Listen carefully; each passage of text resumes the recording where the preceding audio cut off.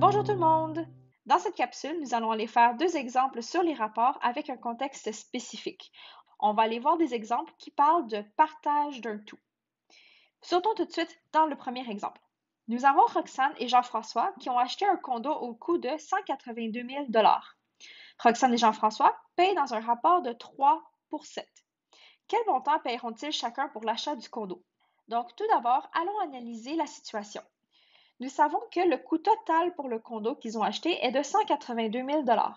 Par contre, nous savons que Roxane et Jean-François ne vont pas payer le même prix. Ils vont payer selon le rapport suivant de 3 pour 7. Avant de débuter les calculs, allons voir ce que le rapport 3 pour 7 veut dire dans ce contexte. Donc, nous avons le condo au complet dont le prix est de 182 000 $. Nous avons Roxane et Jean-François qui vont se partager le prix. Nous savons que Roxane va payer 3 parties de ce prix, alors que Jean-François va en payer 7. Ainsi, la première étape afin de résoudre des problèmes de ce type, c'est de savoir par combien est-ce que je dois diviser mon prix au total avant de les séparer entre ces deux personnes.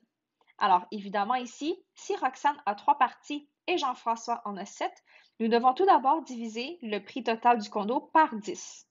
OK, puisque nous savons comment s'y prendre, allons-y avec les calculs. La première étape qu'on vient d'effectuer à l'aide de l'illustration, c'est de déterminer le nombre total de parts avec lequel je dois diviser le prix total de mon condo. Donc, si Roxane a 3 parts et Jean-François a 7 parts au total, nous devons diviser le condo en 10. Une fois que nous avons cette information, on peut aller voir combien Roxane va payer et combien Jean-François va payer. Donc, puisque Roxane paye 3 parts sur le total de 10 parts, nous savons que nous pouvons aller trouver l'information qui manque, c'est-à-dire le montant que Roxane va payer sur un total de 182 000 $. Je vous rappelle qu'un rapport de ce genre veut dire que si le condo coûtait 10 $, Roxane en paierait seulement 3 $. Donc, comment est-ce que nous pouvons aller trouver la valeur que Roxane paye sur le total de 182 000 $? Pour effectuer ce calcul, je sais que je peux prendre 10, le multiplier par 18 200 et obtenir 182 000 $. Je vais donc effectuer le même calcul à mon numérateur et j'obtiendrai ici la valeur de x en faisant 3 fois 18 200 $.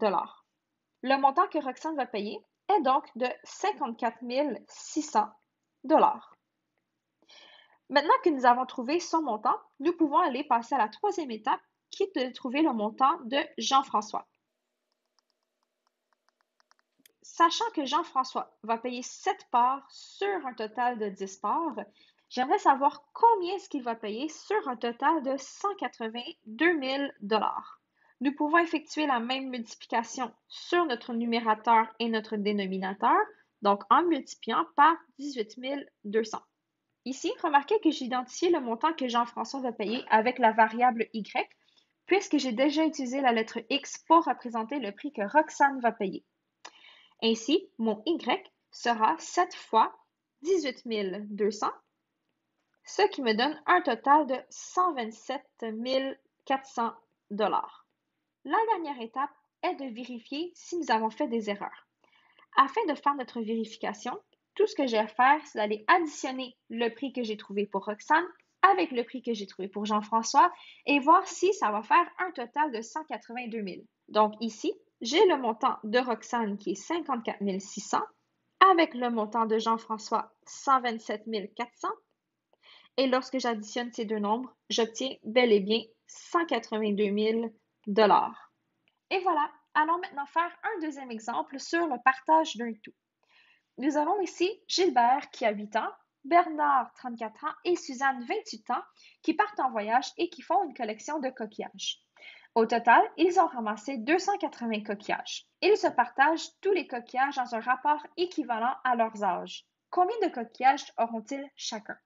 Donc ici, lorsqu'on dit qu'ils partagent le tout dans un rapport équivalent à leurs âges, la première étape serait d'aller trouver le nombre total de parts, comme on l'avait fait tout à l'heure avec la situation de Roxane et de Jean-François. Donc, si Gilbert a 8 ans, Bernard 34 ans et Suzanne 28 ans, nous avons un total dans cette situation de 70 parts. Sachant que nous avons 70 parts dans cette situation, nous pouvons maintenant les déterminer combien de coquillages chacun d'entre eux se mérite. Donc, commençons avec Gilbert. Sachant que Gilbert a 8 ans, ceci veut dire qu'il mérite 8 parts sur le total de 70. En conservant ce rapport, je veux aller le comparer avec mon total de 280 coquillages.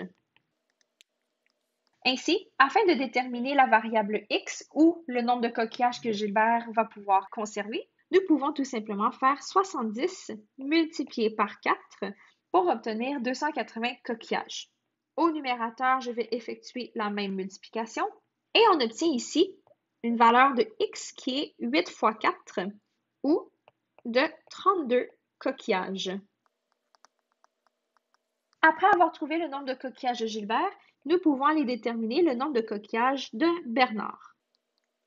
Bernard, puisqu'il a 34 ans, il se mérite 34 parts sur le total de 70, mais nous voulons aller déterminer ce rapport sur un total de 280 coquillages.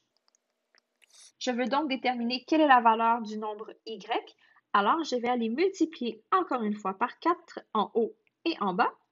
Et on détermine que Bernard peut repartir avec 34 fois 4, ou plus précisément 136 coquillages. Finalement, et non la moindre, nous allons déterminer le nombre de coquillages de Suzanne. Elle a 28 ans, donc elle se mérite 28 parts sur le total de 70, mais encore une fois, nous voulons savoir ceci représente combien sur un total de 280 coquillages. J'utilise donc la nouvelle variable z. On multiplie par 4 en bas, on multiplie par 4 en haut, et on détermine que Roxane va pouvoir repartir avec 28 fois 4 ou avec 112 coquillages. Une fois que nous avons déterminé le nombre de coquillages de chacun, nous n'avons qu'à les additionner afin de déterminer si ça revient bel et bien au total de 280 coquillages. Et voilà, à travers ces deux petits exemples, vous savez maintenant comment procéder afin de déterminer le partage d'un tout. À la prochaine!